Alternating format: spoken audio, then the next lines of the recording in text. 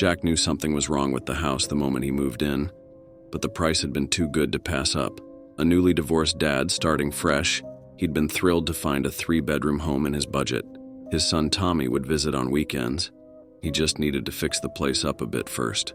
Just need some TLC, the realtor had said, avoiding Jack's eyes. Previous owner left in a hurry. That first night, Jack heard the scratching. It started in the walls, a soft, persistent sound like fingernails dragging across wood. He tried to ignore it, blaming old pipes or settling foundations, but it grew louder each night. Then the whispers began. "Hello?" Jack called out one night, standing in the dark hallway. "Is someone there?" Only silence answered, but he could have sworn he heard a quiet laugh echoing from somewhere deep in the house. His friend Mike came over to help with repairs, bringing his tools and expertise as a contractor. "Place has good bones," Mike said, examining the basement walls. "But man, something feels off here." Jack nodded. "You feel it too? Like someone's watching?" "Yeah. And what's with these weird marks?"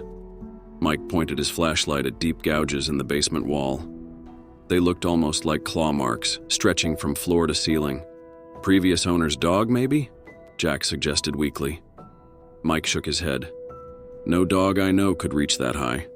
That night after Mike left, the scratching was worse than ever. Jack lay in bed, listening to it move through the walls, getting closer and closer to his room. Then he heard something new. A wet sliding sound, like something heavy being dragged across the floor. His phone buzzed. A text from Mike. "Dude, I looked up your house's history. You need to get out of there now." Before Jack could respond, his bedroom door slowly creaked open. The darkness in the hallway seemed darker than normal, almost solid. And in that darkness, something moved. "Dad?" A child's voice called out. But it wasn't Tommy's voice. It was wrong somehow, distorted and hollow. Jack's blood ran cold. "Who's there?" The voice laughed.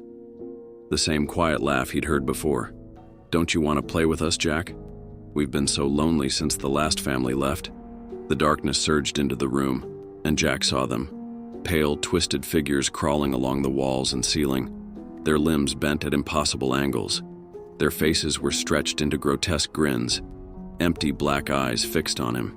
Jack ran. He didn't stop to grab anything, just bolted down the stairs and out the front door. As he sprinted to his car, he heard that horrible laugh again, echoing from every window of the house. He slept at Mike's that night, and the next day they went to the library to research the house's history. What they found made Jack's stomach turn. Over the past 50 years, 3 families had vanished without a trace after moving in. Each time, neighbors reported hearing strange noises and seeing shadows moving behind the windows at night. But the worst discovery came when they dug deeper. Before it was a house, the land had been home to an orphanage that burned down in 1923. 20 children died in the fire, trapped in the basement. The house had been built right on top of the ruins. Jack never went back.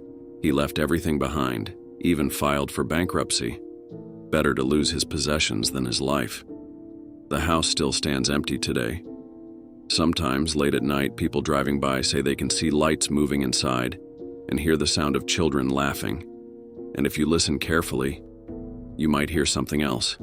The sound of scratching coming from deep within the walls. Like, share, and subscribe for more terrifying tales. What do you think happened to the previous families who disappeared? Share your theories in the comments below.